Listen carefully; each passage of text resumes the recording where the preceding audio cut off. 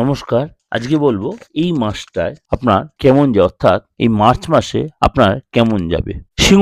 সিংহ রাশি সূর্য শনি জুতি তৈরি হওয়ার কারণে আপনার কিন্তু এই মাসটা একটু শরীর নিয়ে সচেতন থাকবে, বিশেষ করে পেটের প্রবলেম, হাত পায়ের যন্ত্রণা, চোট লাগা, কোনো পশু দংশন, কোনো কারণে কোনো পশুকে আপনি ডিস্টার্ব করবেন না বা অতিষ্ঠ করবেন না, তাহলে কিন্তু কামড়ে দিতে পারে, বা কোনো কীট দংশন, এর জন্য কিন্তু আপনাকে চাপে পড়তে হবে এবং কোনো চোট লাগতে পারে। বুধ বক্রিয় কারণে হঠাৎ কোনো ডিল, হঠাৎ কোনো যোগাযোগ, এক্সট্রা ইনকাম, কোনো ২ নম্বরী পথে কোনো ইনকাম আপনার হবে।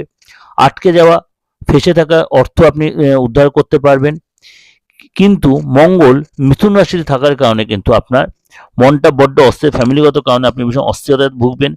ফ্যামিলির সাথে, বিশেষ করে বাবা মার সাথে, ভাই বোনদের সাথে কোনো কারণে বাদ বিবাদে বিশেষ করে সম্পত্তি রিলেটেড কোনো কারণে বাদ বিবাদে জড়িয়ে পড়তে পারেন।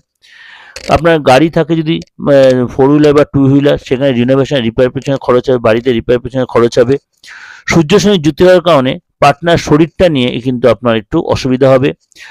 হাত পায়ের যন্ত্রণা, চোট লাগা, প্রেশারটা বেড়ে যাওয়া, এগুলো কিন্তু আপনাকে ভুগতে হবে।